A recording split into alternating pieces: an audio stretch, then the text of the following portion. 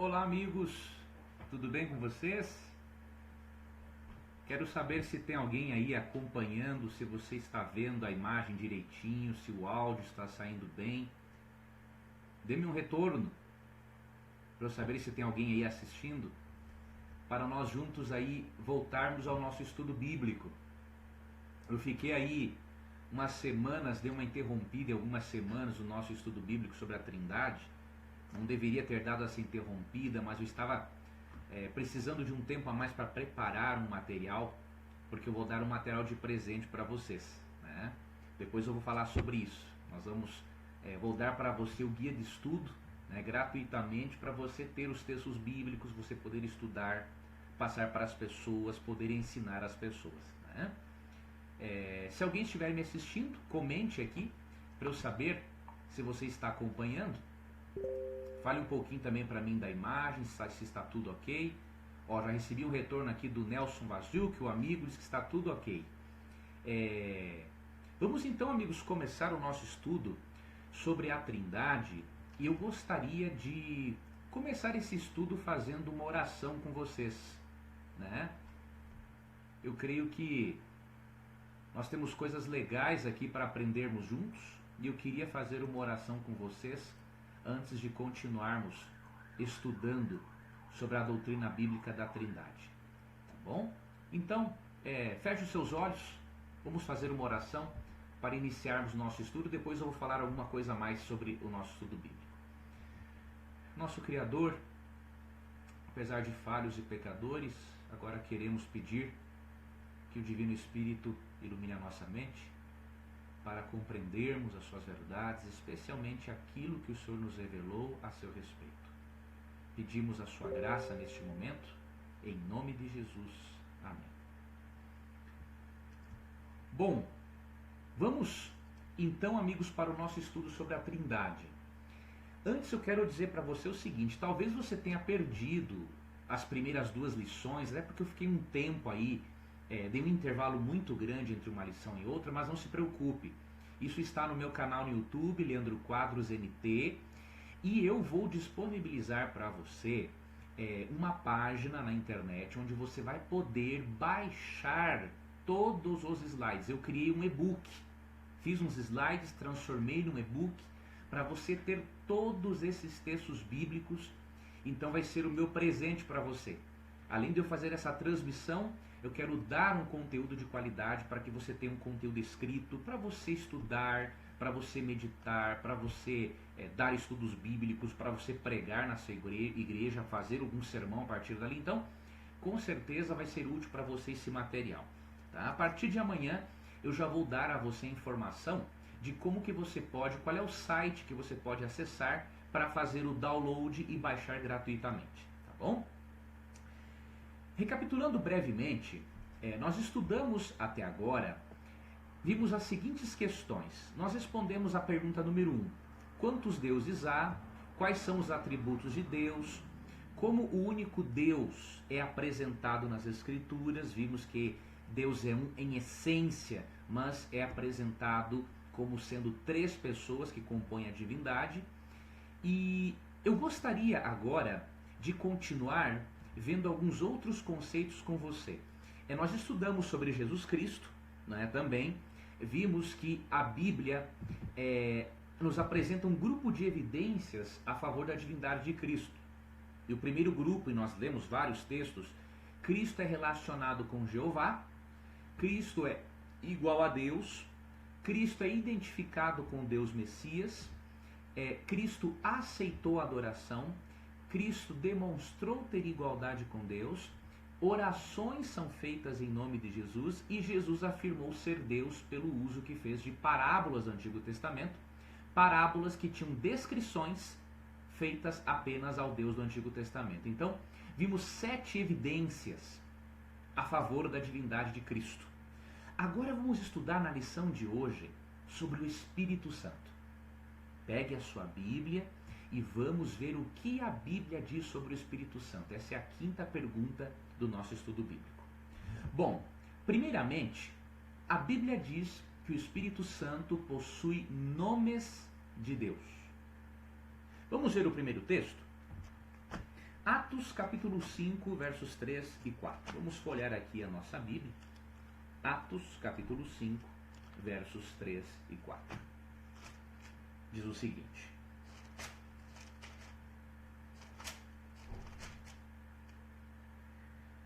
Então perguntou Pedro: Ananias, como você permitiu que Satanás enchesse o seu coração ao ponto de você mentir ao Espírito Santo e guardar para si uma parte do dinheiro que recebeu pela propriedade? Ela não lhe pertencia? E depois de vendida o dinheiro não estava em seu poder? O que o levou a pensar em fazer tal coisa? Você não mentiu aos homens, mas sim a Deus. Pedro disse que Ananias e Safira blasfemaram em abertamente perante a igreja tentar enganar ao Espírito Santo. E ao eles mentirem para o Espírito Santo, Pedro disse que isso equivaleu a mentir para Deus. Você não pode mentir para um ser para algo impessoal. Você só pode mentir para alguém que pode se sentir ofendido pela mentira.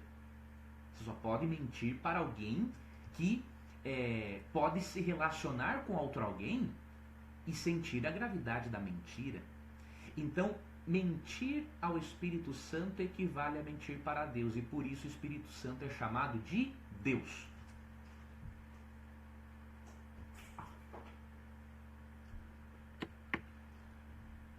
Só um pouquinho, amigos, deu um probleminha aqui na transmissão.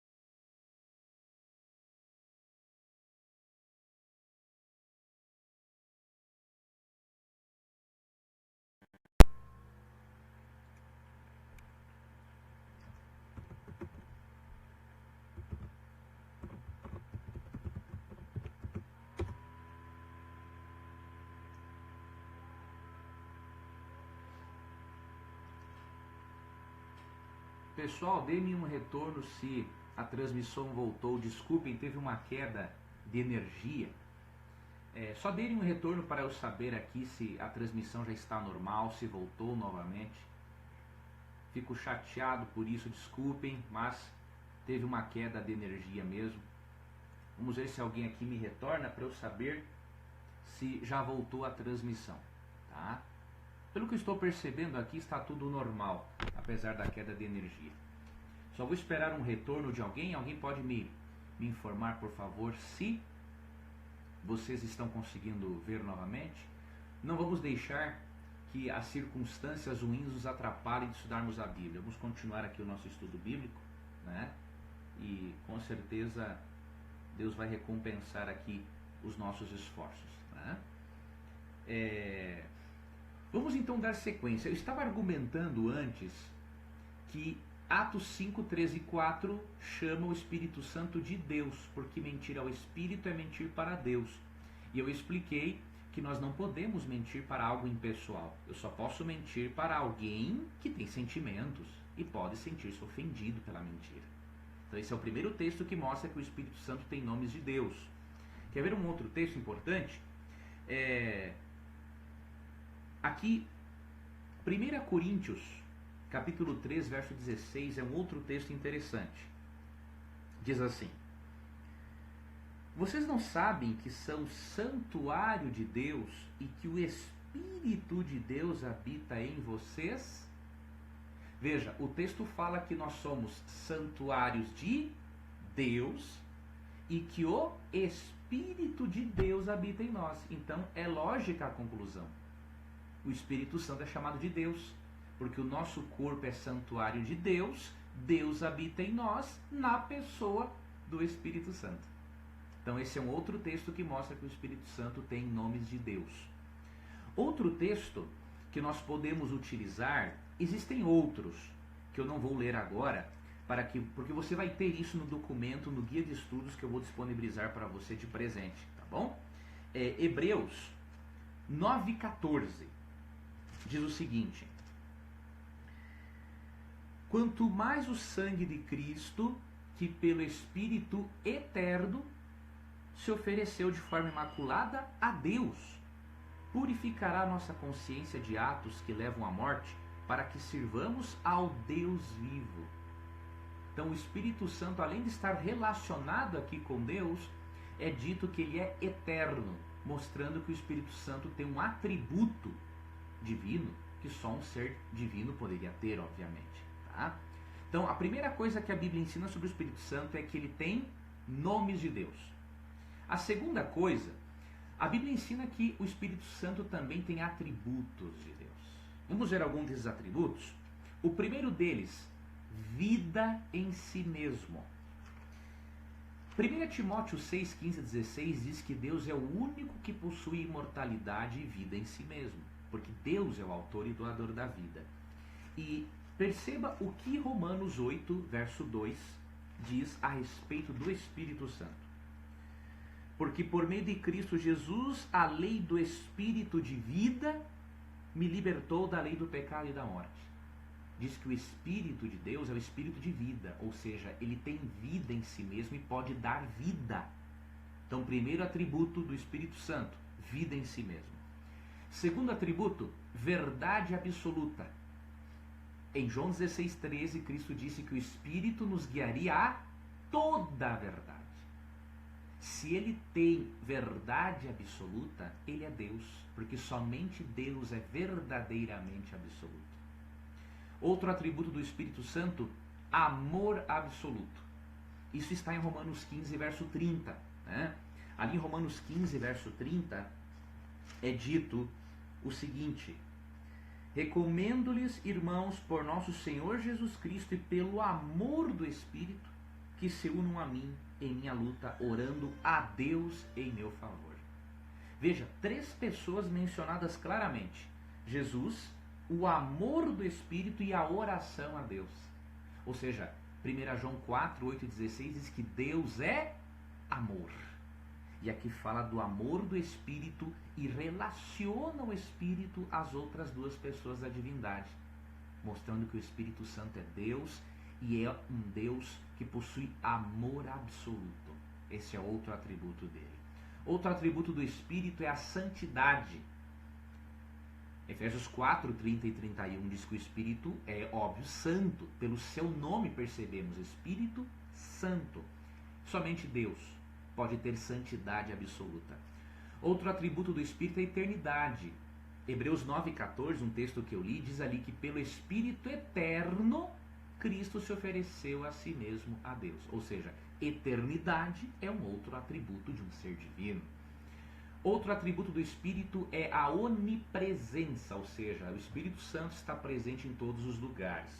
Isso está no Salmo 139, verso 7, quando Davi pergunta: para onde me ausentarei do teu Espírito? Se subo nos céus, lá está. Se desço no mais profundo do abismo, lá está também. A onipresença é um outro atributo divino. Outro atributo do Espírito é a onisciência. Em 1 Coríntios 2,11,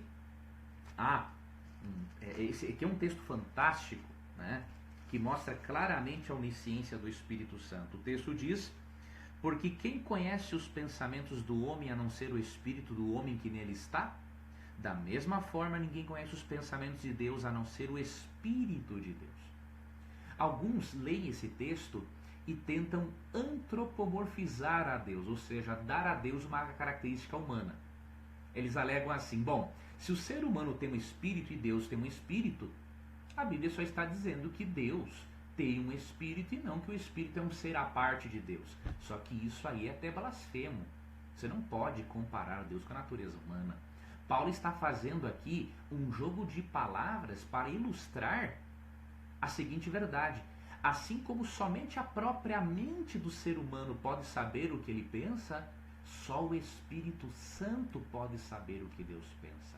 E não pode-se alegar que o Espírito Santo é a mente de Deus, porque Romanos 8, 26 e 27 diz que o Espírito Santo tem mente própria. Então, descartada essa possibilidade.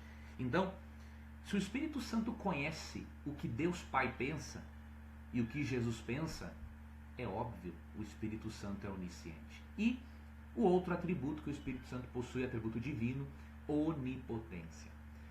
Lucas 1,35 diz que foi o Espírito Santo quem atuou sobrenaturalmente para que a segunda pessoa da divindade encarnasse. Você já parou para pensar nisso?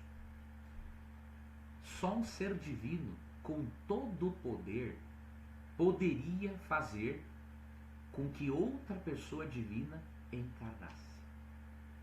Então o Espírito Santo, além de ser apresentado na Bíblia com nomes de Deus, ele é apresentado como tendo atributos de Deus. Terceira característica, o Espírito Santo é apresentado na Bíblia como executando atos de Deus. Isto aqui é muito importante. Aquilo que o Deus Todo-Poderoso pode fazer, o Espírito Santo também pode. E eu vou lhe dar alguns exemplos. Primeiro, o Espírito Santo executa atos da criação. Em Gênesis 1, verso 2, é dito, né, que no princípio havia trevas sobre a face do abismo e o Espírito de Deus pairava sobre as águas. Não é simplesmente um sopro de Deus pairando sobre as águas. Não tem lógica esse raciocínio.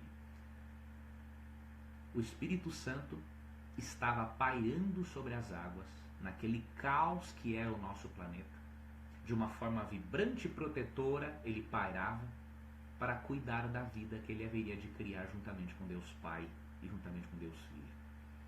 Curioso que o termo hebraico para pairar, em Gênesis 1:2, é o mesmo termo hebraico de Deuteronômio 32:11, que descreve uma ave voando de modo vibrante e protetor sobre os seus filhotes. Então o que Moisés quer dizer para nós é que o Espírito Santo estava presente na criação, querendo cuidar da vida que ele haveria de criar. Então o Espírito Santo é apresentado, né, como executando atos da criação. Outra coisa, ele executa atos da redenção. Por exemplo, em 1 Coríntios 12, 13, é dito o seguinte: pois em um só corpo todos nós fomos batizados em um único Espírito, quer judeus, quer gregos, quer escravos, quer livres. E a todos nós foi dado de beber de um único Espírito. Veja, ele realiza um ato relacionado à redenção do ser humano. Né? Ele nos batiza para nos preparar para a volta de Cristo e unir-nos no corpo espiritual de Cristo, que é a igreja. Então ele executa um ato de Deus, que é um ato de redenção. E além disso, o Espírito Santo realiza milagres pelo próprio poder dele.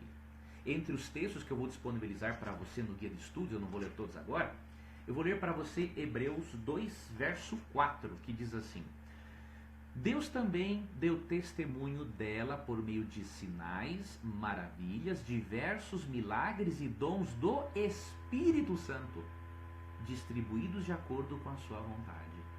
Então você percebe aqui Deus o Pai atuando por meio do Espírito, e o Espírito Santo possui dons e milagres para poder distribuir à igreja. Então não há dúvidas de que a Bíblia apresenta o Espírito Santo como executando atos de Deus, e portanto o Espírito Santo é Deus.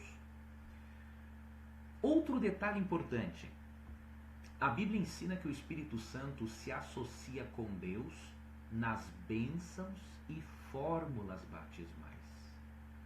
Essas são evidências tão fortes de que o Espírito Santo é Deus, que negar tais evidências é uma demonstração muito grande de rebeldia contra o Espírito Santo. Jamais um simples poder ou algo impessoal estaria sendo colocado na mesma categoria que Deus Pai e Deus Filho. Se nós vermos nesses textos que o Espírito Santo está na mesma categoria dos outros dois seres pessoais, não há outra conclusão. O Espírito Santo também é um ser pessoal. Vamos ver alguns textos? Primeiro, vejamos um no Antigo Testamento. Isaías 63. Isaías capítulo 63. Vamos ler os versos 7, 9 e 10. Falarei da bondade do Senhor, dos seus gloriosos feitos, por tudo o que o Senhor fez por nós, sim, de quanto bem ele fez à nação de Israel, conforme a sua compaixão e a grandeza da sua bondade. Agora 9 e 10. Em toda a aflição do seu povo, ele também se afligiu, e o anjo de sua presença o salvou. Em seu amor e em sua misericórdia ele os resgatou. Foi ele que sempre os levantou e os conduziu nos dias passados. Apesar disso, eles se revoltaram e entristeceram o seu Espírito Santo. Veja, no texto menciona o Senhor, menciona o anjo de sua presença, que é a segunda pessoa aqui da divindade no contexto, e menciona o Espírito Santo sendo entristecido. Ou seja, ele está na mesma categoria aqui que Deus Pai e Deus Filho. Outro texto muito claro, Mateus 28, 19. No batismo, na fórmula batismal, Jesus disse: ide fazer discípulos de todas as nações, batizando-os em nome do Pai, do Filho e do Espírito Santo. Você já imaginou como seria estranho? Batize em nome do Pai, em nome do Filho e em nome do poder? Sem cabimento. Algo totalmente ilógico e irracional.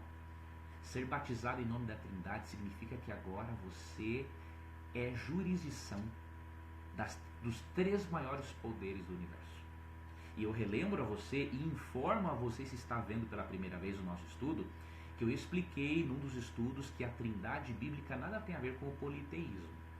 O politeísmo envolve a crença em mais de um Deus com essências divinas diferentes. A Trindade bíblica não. Envolve a crença sim na existência de três pessoas, mas com uma única essência. Então não há diferença essencial entre as pessoas da divindade, apenas funcional. Nós vamos comentar mais sobre isso em outra lição do nosso estudo bíblico, tá bom? E um outro texto que mostra o Espírito Santo associado com as outras duas pessoas da divindade é 1 Pedro 1:2. Eu vou ler para você e depois, quando eu disponibilizar o guia de estudos, você poderá ler o restante, tá bom? 1 Pedro 1:2 diz assim: escolhidos de acordo com o pré-conhecimento de Deus Pai, pela obra santificadora do Espírito, para a obediência a Jesus Cristo e a aspersão do seu sangue. Queridos, isso aqui é mais claro que o sol ao meio-dia. O texto menciona Deus Pai, o Espírito e Jesus Cristo. Ou seja, o Espírito é associado nas bênçãos e fórmulas batismais. Não há dúvidas de que o Espírito Santo é Deus. Agora, para finalizar o nosso estudo, vou finalizar essa lição de hoje para não nos alongarmos mais. Eu queria abordar um último aspecto com você. Será que, de acordo com a Bíblia, só o Pai e Jesus Cristo são pessoas? Óbvio que esses textos que eu apresentei já demonstram que não, mas eu queria me deter agora em alguns textos que mostram a personalidade do Espírito. E isso aqui vai ajudar muito a você a compreender que a terceira pessoa da divindade é um ser pessoal que quer se relacionar com você, fazer parte da sua vida em todos os momentos. Alguns textos que eu proponho para lermos agora. Primeiro, João capítulo 14, verso 26. João 14, 26 diz assim: mas o conselheiro, eu estou lendo na Nova Versão Internacional, na sua versão pode estar o Consolador, tá? Mas o conselheiro, o Espírito Santo, que o Pai enviará em meu nome, lhes ensinará todas as coisas e lhes fará lembrar de tudo o que eu lhes disse. Bom, primeiro o Espírito Santo é chamado de conselheiro ou consolador. Como que um poder impessoal vai ser chamado de conselheiro ou consolador? Não tem cabimento. Segundo ponto, diz que o Espírito Santo ensinaria, ou seja, ele tem capacidade de ensinar. Primeiro, ele tem a capacidade de aconselhar, capacidade de ensinar e capacidade de fazer lembrar as coisas. Então, claramente esse texto mostra que o Espírito Santo é um ser pessoal. Outro texto importante, 1 Coríntios 12:11. Aqui, o apóstolo Paulo disse: todas essas coisas, porém, falando dos dons espirituais, são realizadas pelo mesmo e único Espírito, e Ele, um pronome pessoal, as distribui individualmente a cada um como quer. Veja bem, o Espírito Santo é apresentado nesse texto com um pronome pessoal, e o texto diz que ele tem vontade própria. Guarda esta palavra, vontade própria. E eu vou lhe explicar o que eu quero, por que eu pedi para você guardar esta palavra. Vou lhe explicar agora após eu ler esse outro texto que é Efésios 4:30. E aí você vai entender a linha de raciocínio que eu quero apresentar aqui. Efésios capítulo 4, verso 30, nos mostra outra característica do Espírito Santo, provando que ele é um ser pessoal. Diz o seguinte: não entristeçam o Espírito Santo de Deus, com o qual vocês foram selados para o dia da redenção. Veja, por que eu pedi para você guardar a palavra vontade própria? Pelo seguinte: uma personalidade é definida por ela ter mente, sentimentos e vontade própria. Romanos 8:27 fala da mente ou da intenção do Espírito. Efésios 4:30 afirma que ele pode ficar triste, já tem sentimentos. E 1 Coríntios 12:11 diz que ele tem vontade própria. Ou seja, qualquer pessoa que estudar um pouquinho da psicologia sabe que qualquer ser que tem mente, sentimentos e vontade própria, ele é um ser pessoal. É uma personalidade. Não tem como fugir disso. Ok? Não tem como fugir disso. As evidências bíblicas são claríssimas. Agora você pode se perguntar assim: como que eu posso entender então os textos em que aparentemente o Espírito Santo é apresentado como sendo inferior a Deus Pai e a Jesus? Eu quero ler aqui um trecho do estudo que eu preparei para você perceber uma coisa. Essa inferioridade é só funcional e não essencial. Aqui diz o seguinte: ao estudar a Bíblia, percebemos que a inferioridade entre as pessoas da divindade é apenas na função que cada um desempenha na criação e no plano de salvação. Ou seja, existe uma unidade essencial entre as três pessoas, de modo que a crença na Trindade não é politeísmo, não ensina a existência de deuses com essências, poderes e caráter diferente, mas ao mesmo tempo eles têm uma essência divina, uma mesma essência, eles têm funções diferentes, têm papéis diferentes no plano de salvação. E na nossa próxima lição, eu vou mostrar para você um gráfico em que eu vou lhe ajudar a perceber esses dois tipos de textos na Bíblia. Textos que falam da unidade essencial entre as pessoas da divindade e um outro grupo de textos que fala da subordinação funcional das pessoas na divindade. Eu quero agradecer muito a você por você ter ficado comigo esta meia hora para estudarmos sobre a doutrina da Trindade. No nosso próximo estudo, vamos ver textos que falam da unidade essencial, da subordinação funcional. Vamos aprender quais são as funções de cada pessoa da divindade. E eu vou entrar com você num outro ponto muito importante. Nós vamos analisar algumas das principais heresias contra a divindade de Cristo. Ao estudarmos um pouquinho da história e percebermos que algumas heresias sempre existiram, você vai perceber que os críticos da Trindade não trazem nada de novo debaixo do sol. Eles só repetem aquilo que biblistas e teólogos já refutaram há muito tempo. Tá ok?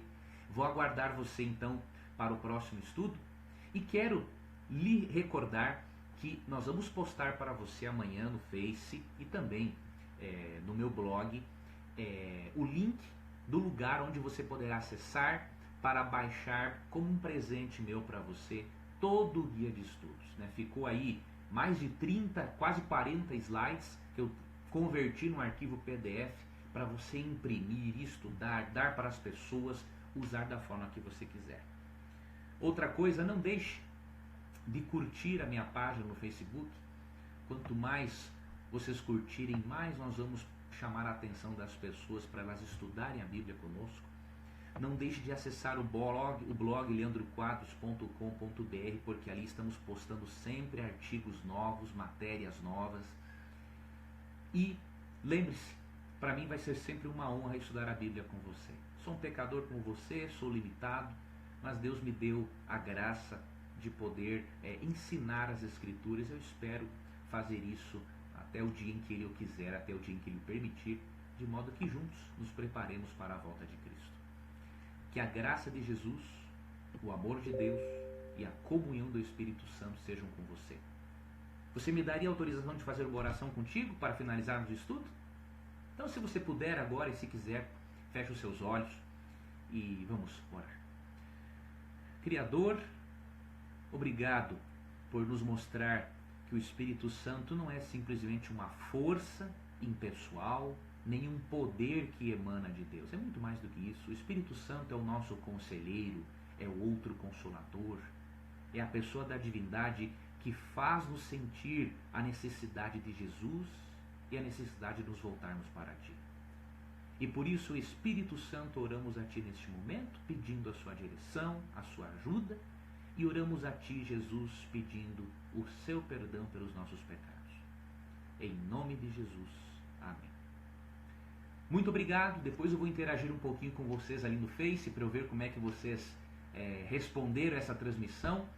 Essa vai ser aí uma de muitas. Quando nós terminarmos em mais umas 2 lições da série sobre Trindade, eu vou dizer para você, tem uma novidade interessante. Eu estou preparando um primeiro seminário de interpretação bíblica. Nas próximas semanas, após terminarmos o estudo sobre a Trindade, eu vou ajudar você com dicas práticas a interpretar e entender a Bíblia. Vai ser uma grande bênção. Então não perca, não deixe de participar para você ficar informado a respeito dos